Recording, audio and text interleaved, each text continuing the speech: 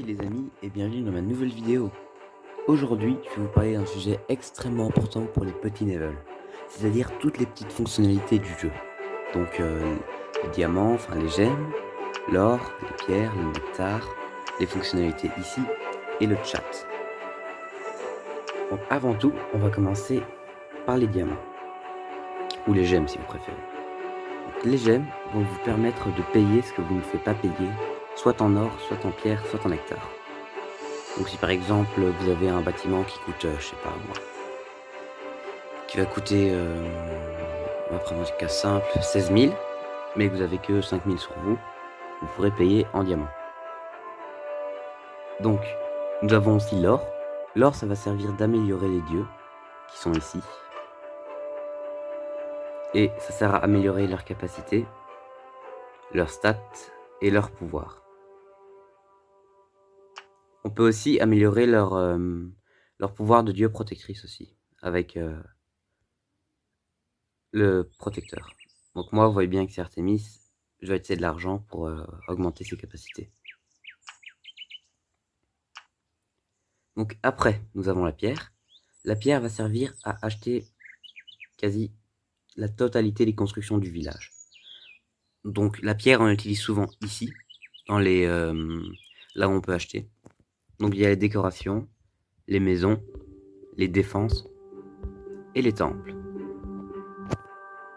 Donc ce que je peux rajouter aussi, c'est que pour les gemmes, on peut les trouver dans les petites décorations qui sont ici. En tout, il y en a 9. Il y en a 1, 2, 3, 4, 5, 6, 7, 8 et un 9e que j'ai sûrement dû rater, mais c'est pas grave.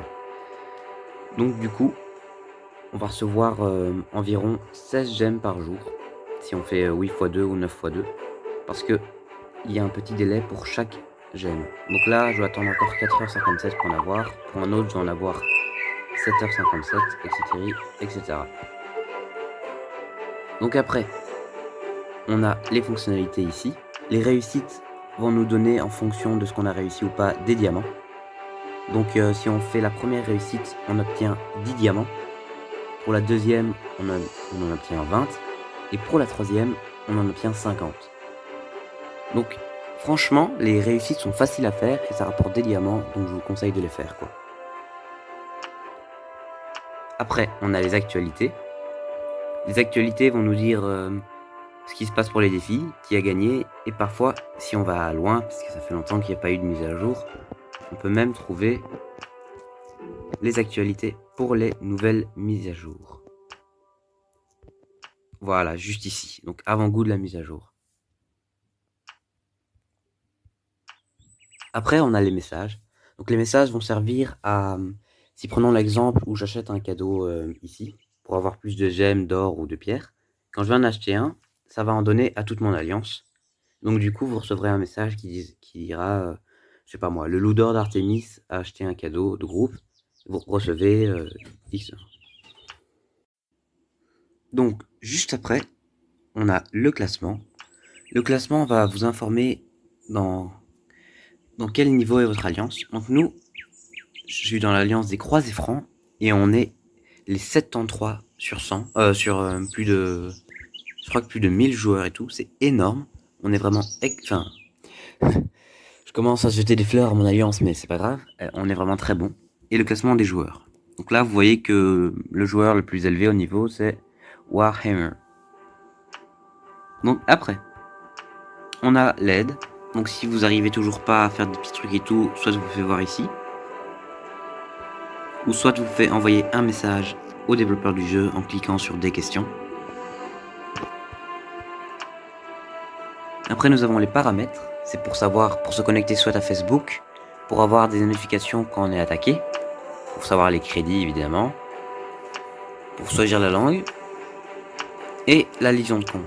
Donc la liaison de compte va permettre de, imaginons, vous avez votre petit village et tout sur votre téléphone, mais vous changez de téléphone. Et donc du coup, avec la liaison de compte, vous pouvez mettre votre compte sur un autre appareil. C'est tout. Donc après, on va passer à l'alliance. Donc les alliances sont ici. Moi je suis dans l'alliance des Croisés Francs, qui a été créée par Vortex. On est 98 sur 100, que vous pouvez voir en haut. On est ouvert, il n'y a aucune condition, et on est dans le classement des 73 meilleurs. Donc là vous voyez qu'on peut installer des conditions et tout, si on est un grand level ou pas, ou qu'on soit général ou capitaine. Généraux ou capitaine, pardon. On peut aussi ouvrir ou fermer l'alliance, et voilà. Donc maintenant, je vais vous parler des différents postes qu'il y a à travers de l'alliance. Il y a les gens qui sont mis en épreuve. Généralement, chez nous, c'est les gens qui sont pas actifs, ou alors qui ont fait on peut le dire, des conneries. Après, il y a le citoyen. C'est une personne normale, de base. Après, nous avons les capitaines. Les capitaines, eux, ils sont déjà un peu augmentés dans le classement de l'Alliance. Et du coup, on les promulgue capitaines parce qu'ils ont soit beaucoup d'aide, ou soit parce qu'ils ont fait des choses bien au sein de l'Alliance. Donc après, on a le dernier rang, et moi je le suis. Après, leader, évidemment, parce que le leader, c'est Vortex. On a les généraux. Donc les généraux, eux, ce sont juste en dessous des leaders, et généralement dans notre alliance, ici, c'est eux qui gèrent les rétrogradations et les surclassements et tout. Donc, si vous voyez, je vais prendre un au hasard, je vais prendre Julien. Je peux soit l'exclure, soit le surclasser, soit le rétrograder. Après aussi, ce que vous pouvez voir, c'est qu'on peut voir les villages des autres. Donc on va prendre le plus haut level dans notre alliance, c'est Papy Max.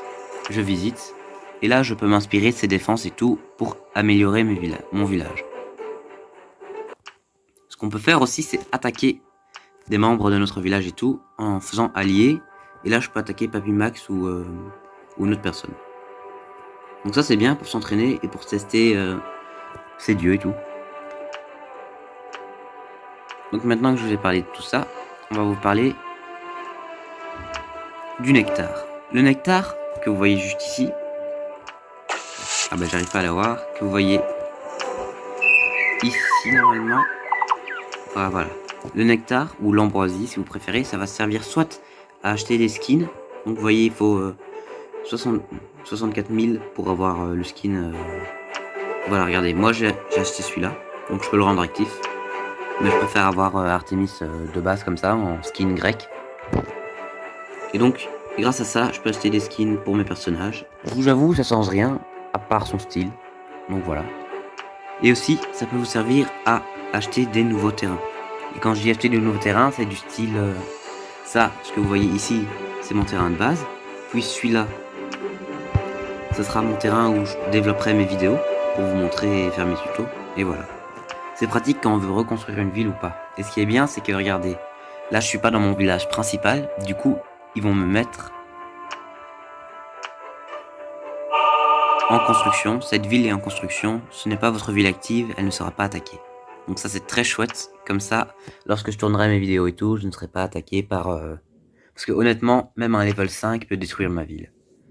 À part quand je suis dans ma ville originale, quoi. Celle-là, je crois que le level 5 il va galérer.